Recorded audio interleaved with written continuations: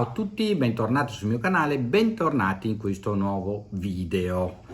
Oggi torniamo a parlare di coltelli e parliamo del Secret Edge.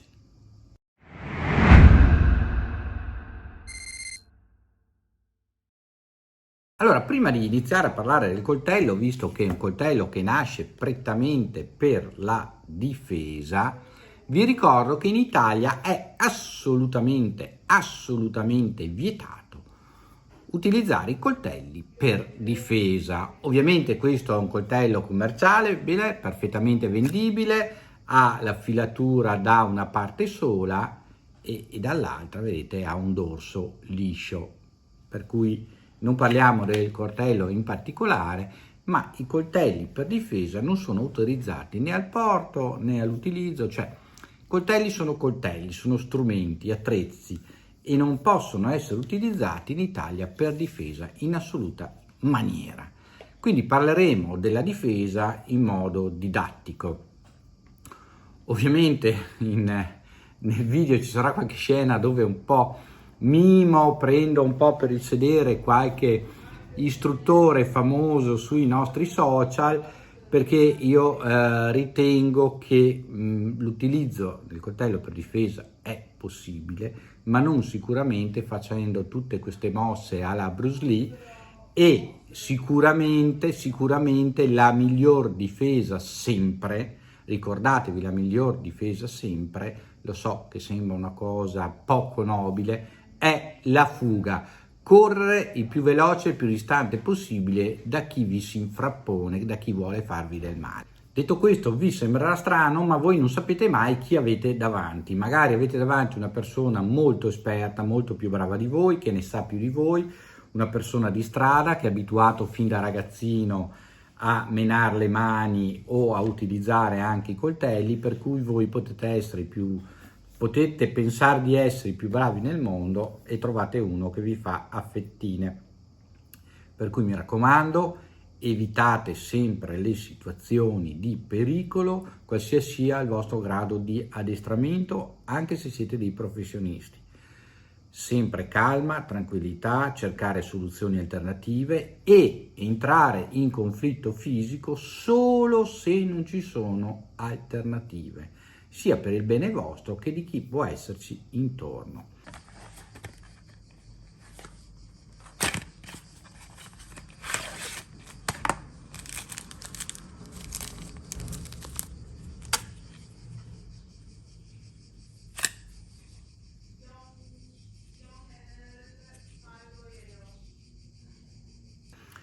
Allora, torniamo al nostro coltello, poi vi spiegherò pregi e difetti. Sicuramente è un Hold Out 2 a lama fissa, chiamato Secret Edge, ovviamente, l'avete visto prima. Questo è il suo foderino e la catenina per attaccarlo al collo come EDC, o per averlo sotto la maglietta pronto per essere estratto. Ma potete anche con del paracord o con una util clip, scusatemi, attaccarlo in cintura e fare un po' quello che vi pare. È molto leggero e quindi pensate che da solo pesa 67 grammi, per cui è veramente leggerissimo.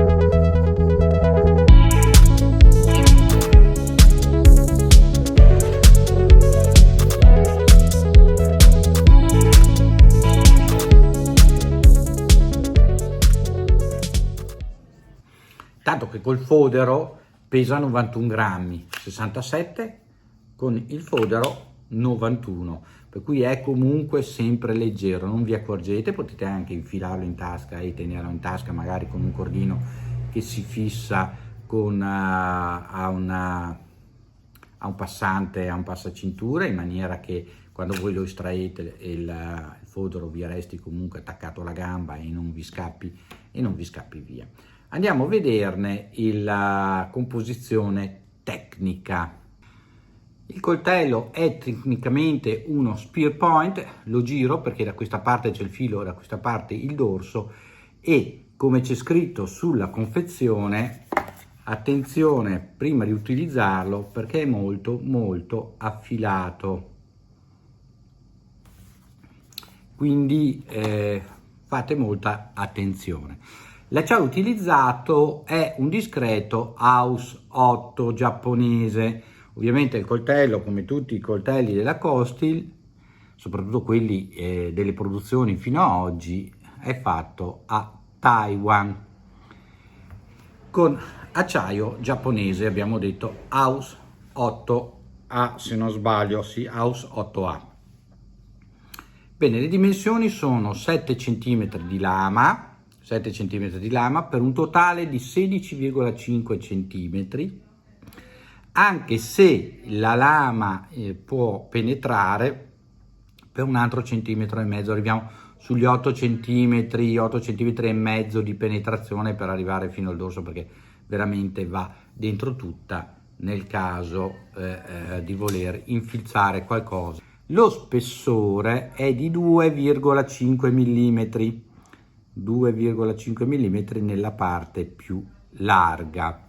Abbiamo queste guancette con il buonissimo, perché devo essere sincero, il grip che dà il G10 della Colsteel è veramente eccezionale. Sarà merito della trama, di questa trama così, o sarà merito del G10 che è di qualità, ma dà veramente un grandissimo grip, e un coltello del genere serve senza dubbio.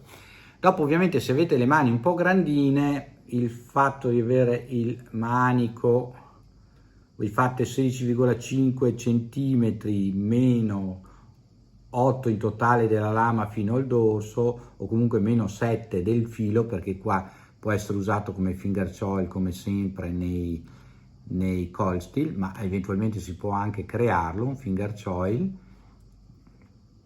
vedete, dopo il rincasso qua, quindi questo tallone possiamo usarlo come finger choil. Quindi fate 7 cm, abbiamo 9 cm scarsi di manico, per cui se avete un po' la mano grande, vedete. Poi questi fori sono fatti per fare il grip con le dita, per cui se dovete lavorare in maniera che non scivoli, vedete, anche il pollice va a finire direttamente dentro, un po' esattamente come l'Hold Out, che io ho la versione maxi, cioè l'Hold Out 1, che vedremo in una prossima recensione, presumibilmente verso l'autunno, perché nell'estate, adesso luglio-agosto, i video saranno un po' meno frequenti, anche perché seguite giustamente meno YouTube, andate più all'aria aperta, fate finalmente un po' di bushcraft, di outdoor, di mare, di montagna, di lago, di quello che volete, e quindi non ha senso fare molti video, ma ci saranno dei video comunque di qualità, e uno uscirà di un altro tema che sarà molto simpatico. Guardatelo, perché è una premonizione dei tempi moderni avvenuta nel 1968 da un noto cartoonist italiano che si chiama Bruno Bozzeppa. Comunque andiamo avanti con il nostro Hold Out, anzi scusatemi, andiamo avanti con il nostro Secret Edge, e vediamo un attimino come si comporta anche con la frutta.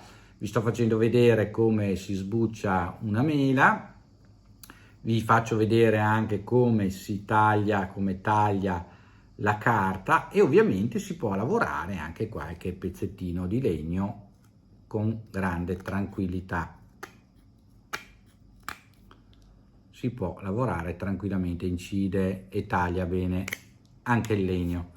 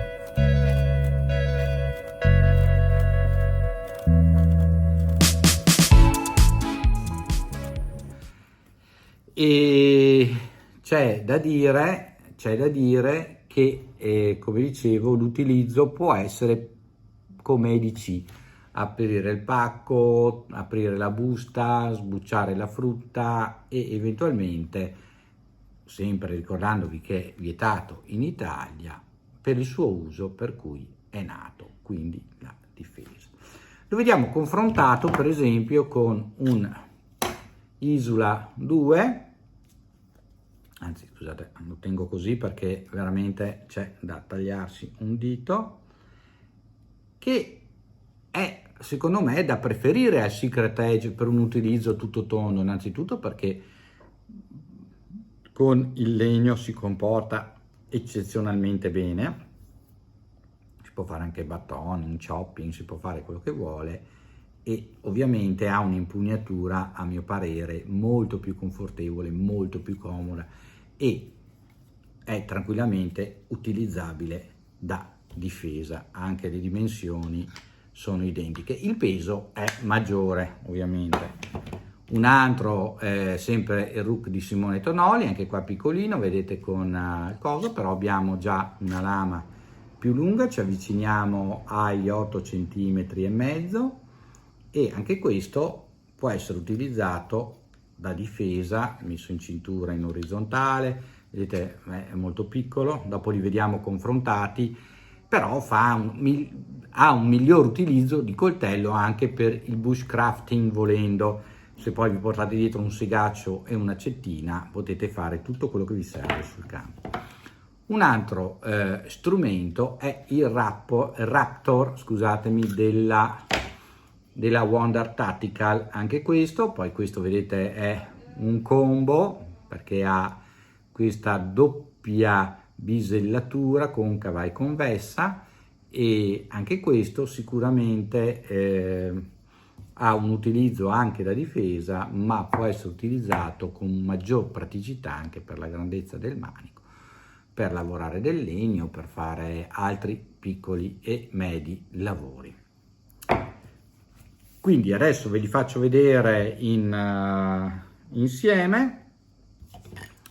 Vedete col Rook di Simone Tonolli, ve lo faccio vedere con l'Easy.